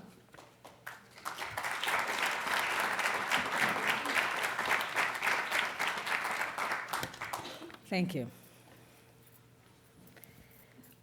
Princetonians love to tell the story of how Shirley M. Tillman was selected to be our 19th president. Shirley was initially a member of the Presidential Search Committee that chose her. On one fateful day, she needed to leave a search committee meeting early to go teach. And as the remaining members of the committee discussed the characteristics the new president should possess, it suddenly dawned on them that the person who embodied those qualities most fully had just left the room. Soon afterwards, they asked her to become a candidate. She agreed, resigned from the committee, and quickly rose above the rest of the pack. An acclaimed scholar at the top of her field, a first-rate teacher, an excellent university citizen, a powerfully articulate person of exceptional insight and vision, Shirley Tillman has clearly been the person to lead Princeton at the turn into a new century. During the past 8.5 years, she has proven herself to be not merely a great leader, but truly an extraordinary one. The policies and initiatives she has generated, supported, and endorsed have been rooted in Princeton's history and values, but they also represent courageous and imaginative responses to the great challenges of our time. Let me mention just a few. Shirley has marshaled the university's resources to open Princeton's doors to students from underrepresented populations and to engage and support underserved communities in the surrounding area and around the world. She has articulated a vision for the critical significance of internationalization, of the creative and performing arts, and of environmental sustainability to the education of an informed citizenry. And she has been a powerful spokesperson for the central role of the study of race to a liberal arts education. It was my very great fortune to have been appointed Director of African American Studies at Princeton during Shirley's presidency. Her commitment not only to the expansion, but more importantly to the institutionalization of African American studies has been and continues to be unwavering. The rapid and impressive growth of African American studies at Princeton in just a few short years has had everything to do with her leadership and the climate she has cultivated. When Shirley announced the creation of the Center for African American Studies in the fall of 2006, she began her remarks by saying, and I quote, "Of all the challenges that confront America, none is more profound than the struggle to achieve racial equality and understand the impact of race on the life and institutions of the United States. As a university dedicated to the nation's service and the service of all nations," she continued, "Princeton must be in a position to contribute to this quest through research that yields valuable insights into the nature of racial identity and social justice, and through education that trains new generations of leaders to solve problems that have persisted too long, both in this country and abroad." There is no doubt that she stands firmly and unflinchingly behind this statement. Her ability to speak frankly, courageously, and without defensiveness about complex and vexed issues of race, justice, and inequality has transformed our campus and modeled the intelligence and feeling, the self-awareness and empathy that ought to inform any national, or for that matter, global conversation on race. Shirley has followed through on this commitment by providing the resources we needed to expand our faculty, to renovate a centrally located building, and inaugurate important programs and initiatives. Her presence at events and her willingness to meet with, to call, or write to faculty we've recruited or retained testify to her personal investment to this enterprise. Shirley has consistently expressed her faith that African American studies would be woven into the very fabric of the intellectual and cultural life of the university.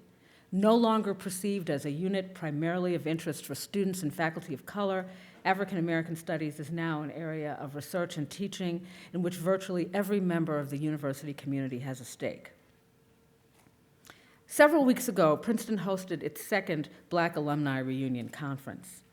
At this event, one alumnus asked Shirley how he could be sure that Princeton's priorities would remain the same when she is no longer president.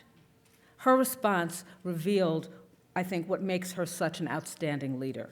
She assured him that the changes that had taken place during her presidency, increasing the diversity of the faculty, staff, and student body, the focus on race, the arts, internationalization, sustainability, and neuroscience, that these changes are not about any single individual, and they are not about her. Rather, she said, these changes have all been hardwired into the very identity of the university, and their impact will remain even after she and other key players have moved on. The selflessness of this statement tells you what you need to know about Shirley M. Tillman as a leader. She guides Princeton with a remarkable steadiness and calm. Whether in flush times or lean, her deepest concern is always what is best for the university, both now and in the future. She seems so fully present and at home in her own skin that it is never, as they say, about her. And yet her judgment, her hand, and her values find their full expression in all that is right with Princeton. Thank you.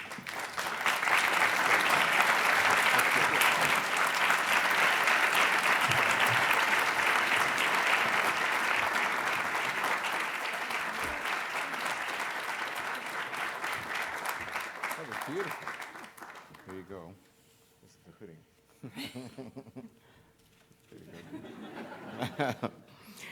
Shirley M. Tillman has pushed the boundaries of science and has guided the field of genetics to places unimaginable just a generation ago.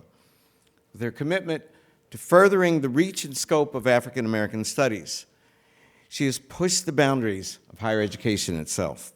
The Du Bois Medal recognizes Shirley M. Tillman for her real support of African American studies, of scholarship across the disciplines, and of the next generation of scholars.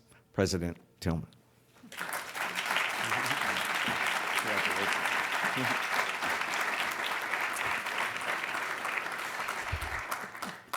Valerie, that was the most beautiful thing I've ever heard. I only indeed wish my mother were here, I can tell you. I feel really triply honored this evening.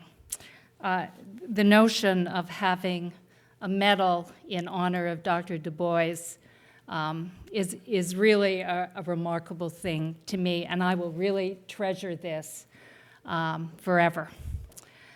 It is also an honor to receive it at the hands of Evelyn Higginbotham and Skip Gates, who have been such extraordinary leaders of the field of African American studies, not just here at Harvard, although all of you understand the important role that each of them has played at this university, but they have been leaders in the field internationally. So receiving this from the two of you is really a tremendous honor.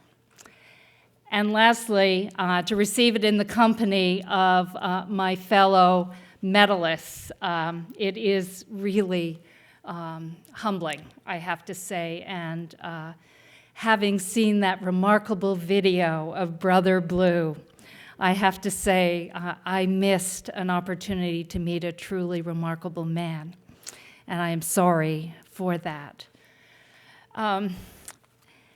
Valerie Smith has given me credit, where credit indeed is not due, for what Princeton has done to promote the study of African American issues at Princeton. In fact, the two people who were most important to this initiative are here this evening.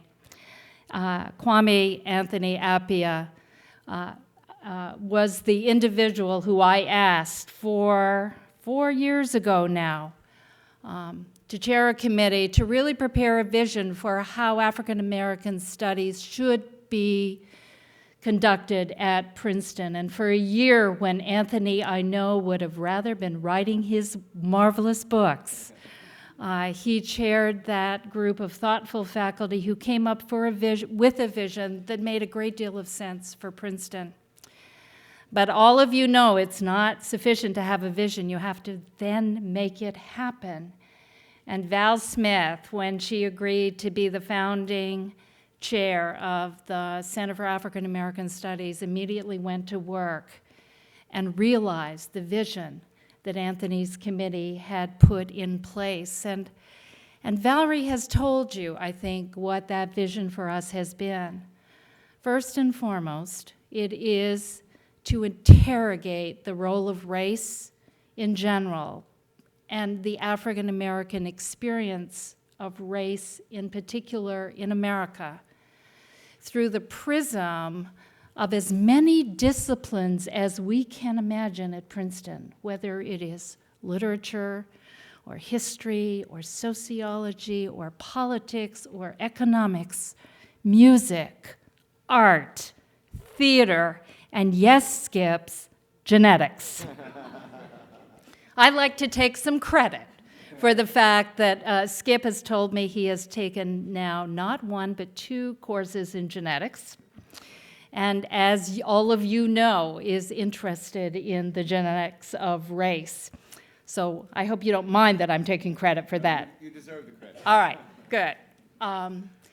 And this interrogation is critically important, obviously, for training the next generation of scholars who are going to take us past the past and past the present and into a future that, as Mr. Rose said, is going to be a future that is better than what we have now. But it is also equally important that every single student who passes through the gates of Princeton University, while they are students, encounters issues surrounding race in general and African American experience in particular, because that is the only way that the future indeed is going to be better.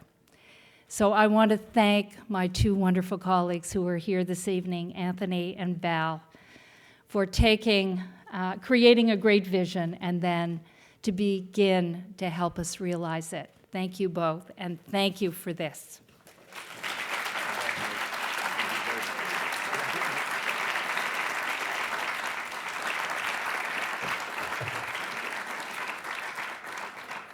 Thank you, Shirley. Our final medal will be presented to Vernon Jordan by Annette Gordon-Reed. Annette is professor of law at New York Law School and professor of history at Rutgers. She is the Rutgers Board of Governors Professor of History at Rutgers Newark. This semester, she is the Charles Warren Visiting Professor of American Legal History at the Harvard Law School, and we hope that that visit will be a very long-term one. Ladies and gentlemen, the winner of the last year's Pulitzer Prize for nonfiction, Annette Gordon-Reed.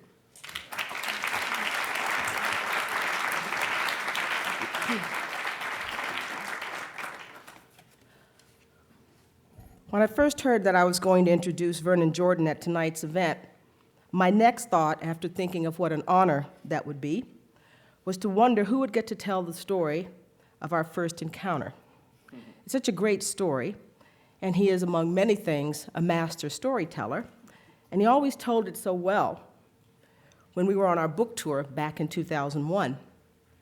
Then I remembered that I was the one introducing him and would be going first, and that I don't have that much time, so I could at least tell the part of it that goes to the heart of why we're gathered here to honor him this evening.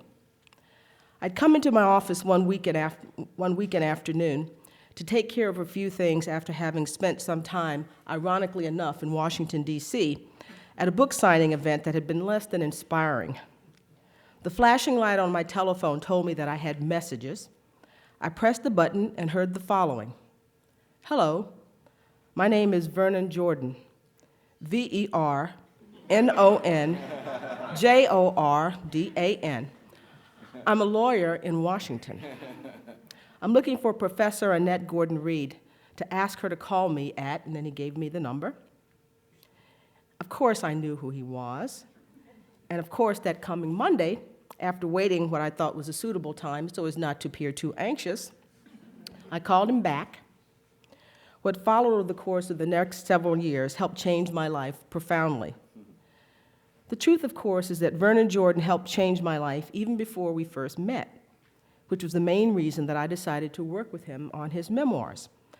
As a person who loves history who's always been deeply interested in the progress of African American people through the American experiment, I immediately recognized that this would be a rare and golden opportunity to engage a part of that history face to face. A face that, I should add, was very much like my own father's face, which has implications and complexities that I won't go into here.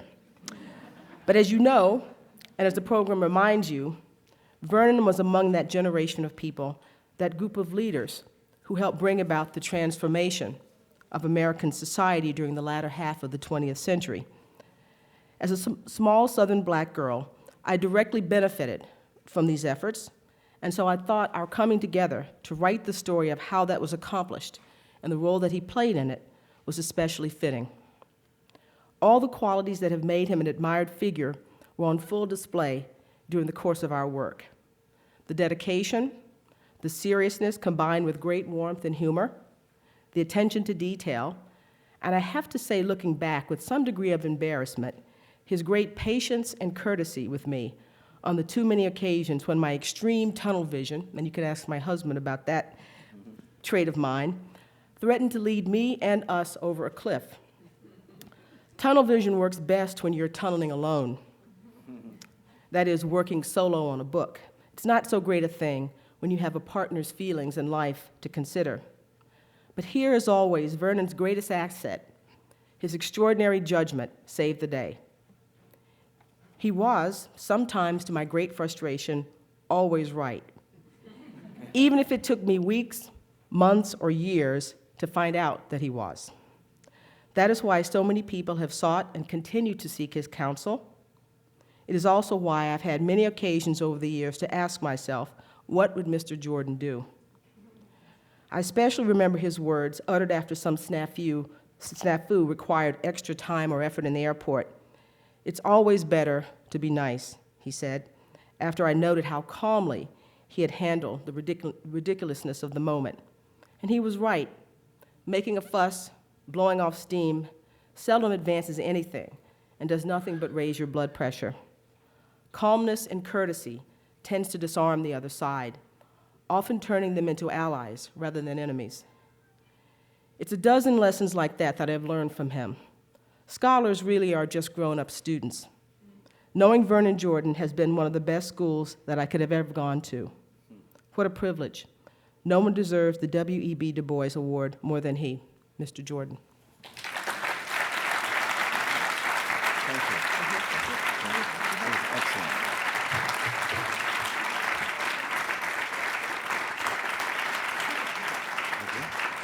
Mr. Jordan? Yes, sir. You stand right here. If I can get up there. That was beautiful. Thank you. And Annette, of course, got the Pulitzer Prize for History. I think you got the National Book Award for Nonfiction, right? I got them mixed up. Give it up, please, both. I mean, that's amazing. Tireless worker for civil rights and the fiercest advocate of both clients and causes, Vernon Jordan has been an extraordinary presence in American history for nearly half a century. Through his involvement in the law and in politics, he has guided us all to a much better place. The Du Bois Medal recognizes Vernon Jordan's lifetime of work on behalf of African Americans and indeed of all Americans. Vernon Jordan.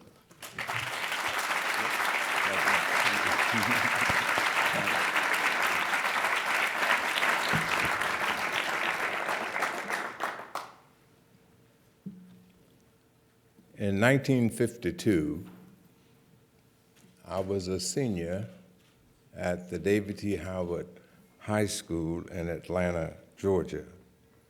It was an old, dilapidated, segregated, overcrowded, double-sessioned high school where in the 10th grade, I used a plain geometry book that had been used by a white student in 1935.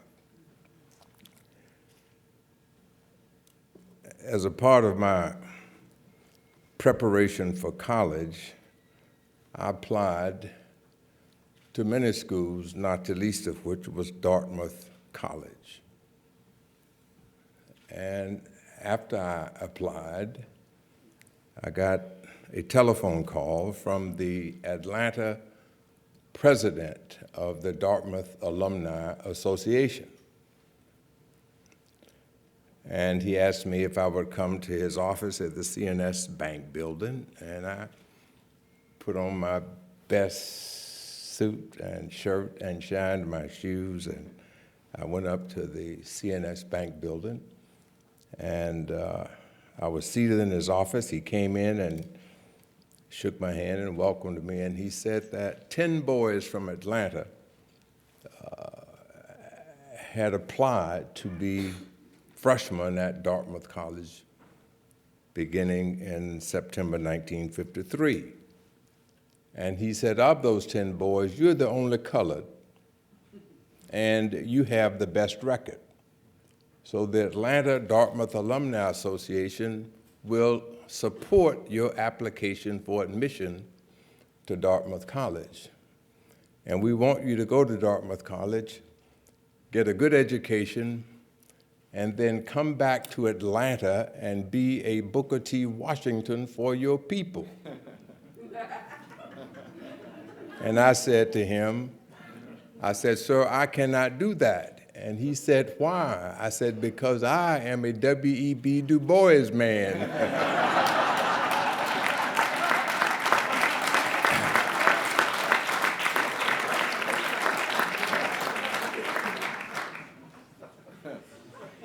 I later read more and learned more, and discovered that the debate between Du Bois and Washington was never either or. It was actually both and. But I'm still a Du Bois man, and that's why this medal means so much to me. Secondly, two of my favorite ladies are here, Charlene Hunter-Gault and Annette Gordon Reed. In 1961, when I escorted Charlene through the mobs at the University of Georgia, I was a young lawyer making $35 a week and wearing a summer suit in the wintertime. But the highlight of my life was escorting Charlene unprotected through the howling mobs at the University of Georgia. And to tell you the truth, we were both fearless. We didn't know enough to be afraid. And we had Constance Baker Motley, Donald L. Hollowell, and Horace Ward with us. They were the lawyers. Connie Motley was the senior counsel, and Hollowell was next. And it's very interesting, and Charlene will remember this one. I did the driving because I was the flunky lawyer, and Constance Baker Motley would get in the car, and she would open her papers, and she would say good morning, but from Atlanta to Athens, she never said a mumbling word. She was just like a barber with his razor on his strap, just preparing to cross-examine those lying people at the University of Georgia system. I'll never forget that, and will never forget my experience with Charlene. And then there is Annette Gordon Reed, whom you've just heard. I was introduced to her in the bookstore in Washington, D.C. I had just left two of my grandchildren, and I was overwhelmed by them and therefore tired of them, and so I left and I went to Politics and Prose bookstore to get some comfort. And I went to this section, and there was this book by Annette Gordon Reed, and I read the introduction, and I said to myself, that is the person I want to help me write Vernon Can Read. I already knew the title, I just needed some help. And I called her and I left that message. We had a great time. It's been a great partnership. And Annette, I'm ready to write the third book. Thank you very much.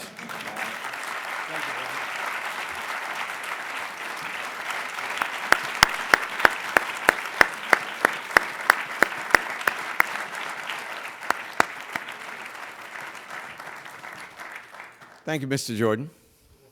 Now, let's welcome back to the stage Rashad McPherson and Divine Purpose.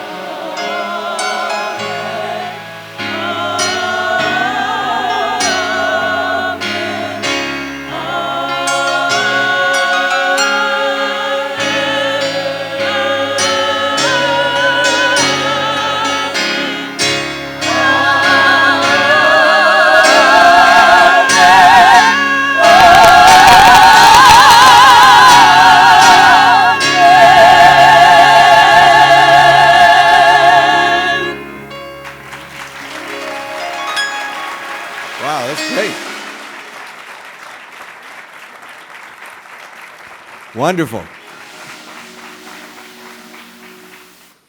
Wow. Divine Purpose, you all are smoking, boy. Give it up. Give it up for Divine Purpose. Really. I know, I got it. Gene Rivers, I got it. We'll get there. Frank, I have to apologize because I was so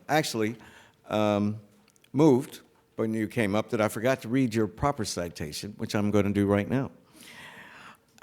Publisher and philanthropist, patron of the arts, protector of endangered animals and books, innovative businessman, Frank Pearl has shown rare dedication to humanity, the arts, and to the life of the mind. And the Du Bois Medal recognizes you for that.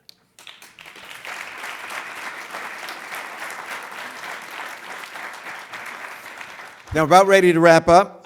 This is what's going to happen. I'm going to introduce my friend, dear friend Larry Bobo, who's going to read a final passage from the Souls. Then the Reverend Eugene Rivers has told me that he wants to say something, and he's my friend. He can say whatever he wants. Then I will call the Reverend Charles Adams to lead us in the benediction. And finally, Divine Purpose will blow us out of the room with their rendition of Amazing Grace. Okay?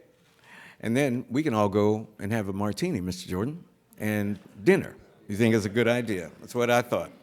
Lawrence Bobo is the W.E.B. Du Bois Professor of the Social Sciences, the only W.E.B. Du Bois Professor of the Social Sciences in the history of Harvard, and he will present the evening's final reading from the Souls of Black Folk from the chapter of Our Spiritual Striving. Give it up for my buddy Larry Bobo.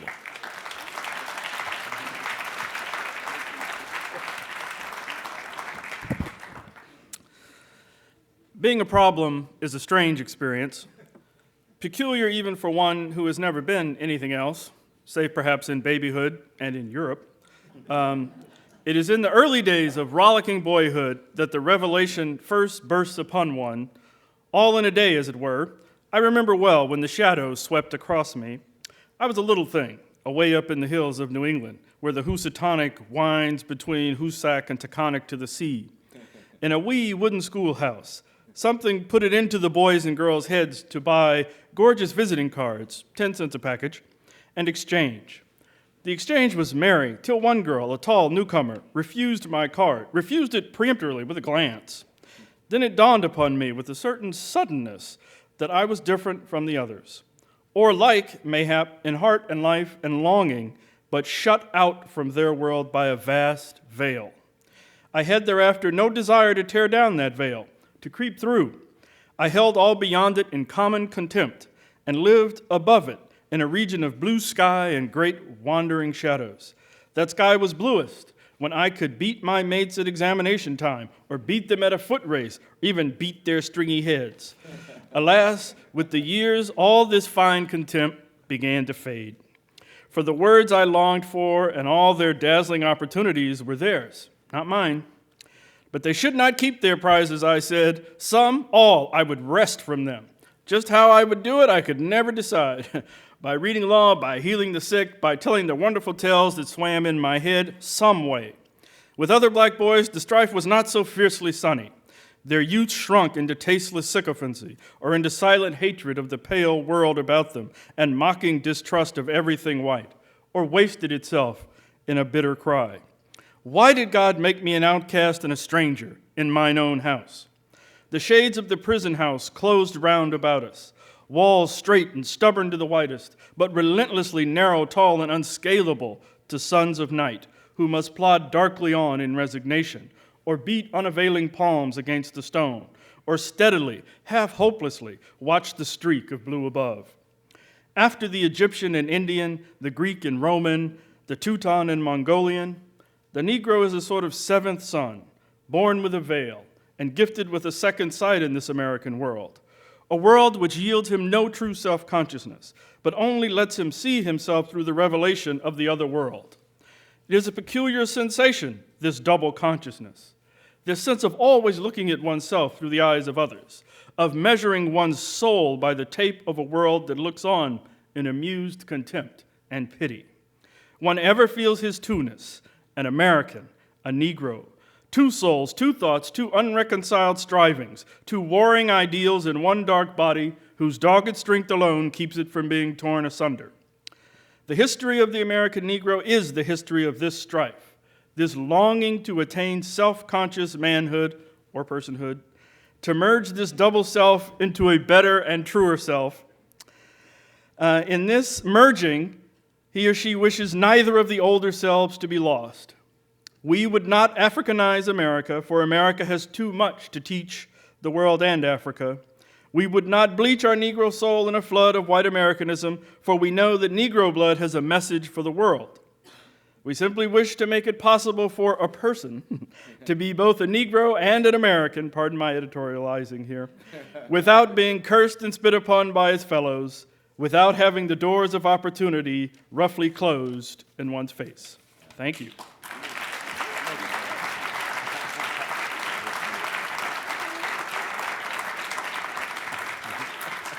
This is, thank you, Larry. Jackie Rivers is a PhD candidate in African-American Studies, and her husband, Reverend Eugene Rivers, is the founder and head of the Azusa Christian Community and the Ella Baker House, and certainly a frequent commentator in the press and on TV, needs no introduction. Gene, please welcome Gene Rivers. Thank you. Mr. Jordan, I'm a son of the high octane wing of the low church, and we're going to have a miracle tonight. I'm going to be very brief. Valerie Harris, good to see you. We're here, members of the W.E.B. Du Bois Society, which is an academic and intellectual enrichment program that was launched by my wife and I 9 years ago when we went to Skip and said, Skip, the black community has... And Anthony, actually, the meeting was with Anthony at the Baker House, and we said, we need to have an environment and a context for students of African descent where they can be introduced to serious, rigorous academic and intellectual culture. Our children were in private schools, and many of you are familiar with the fact that if you're an academically oriented black kid, you can get a hard time.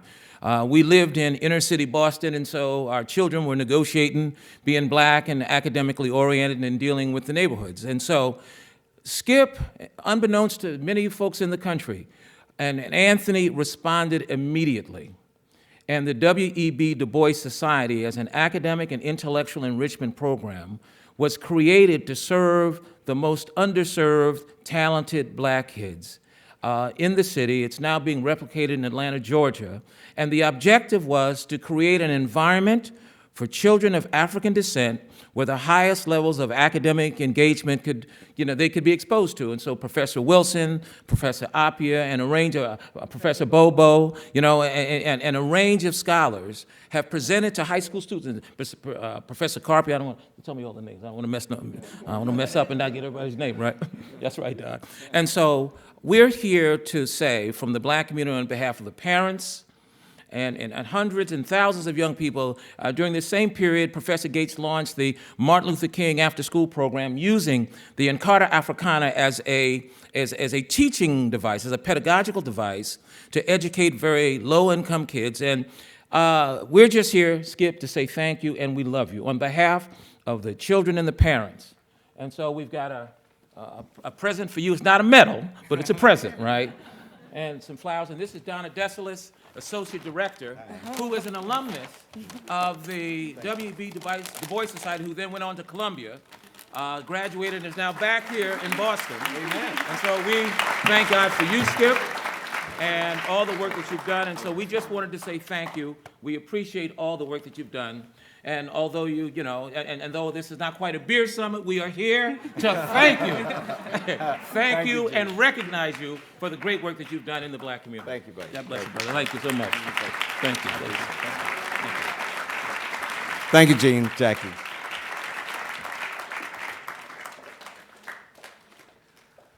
Thank you. That was a surprise. Thank you very much.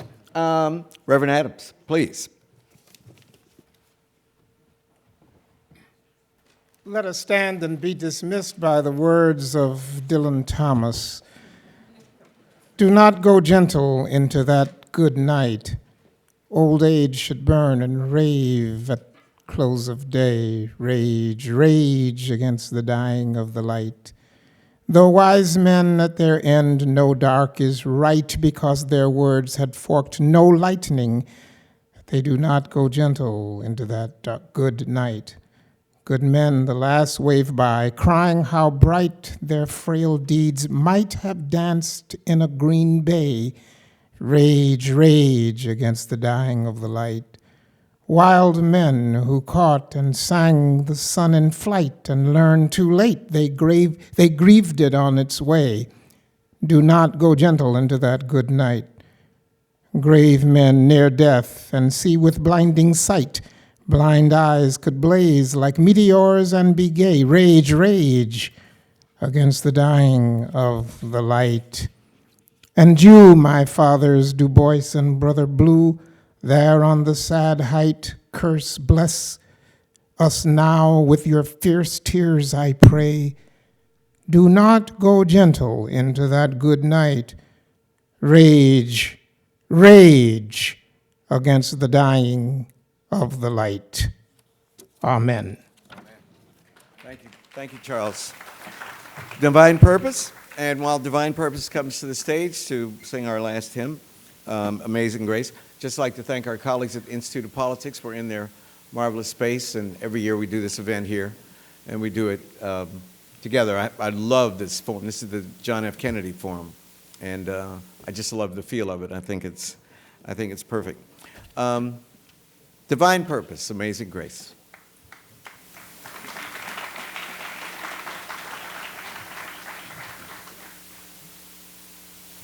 Good evening, everyone. Good evening, everyone. Come on, talk back to me. Good evening, everyone. Such an honor to be here with you all tonight. The last song that we're going to sing is entitled Amazing Grace. If you know it, we just asked it. Would you mind standing on your feet and just lifting this song with us? We're just going to do the first verse. So if you know it, if you wouldn't mind standing on your feet and joining us as we sing.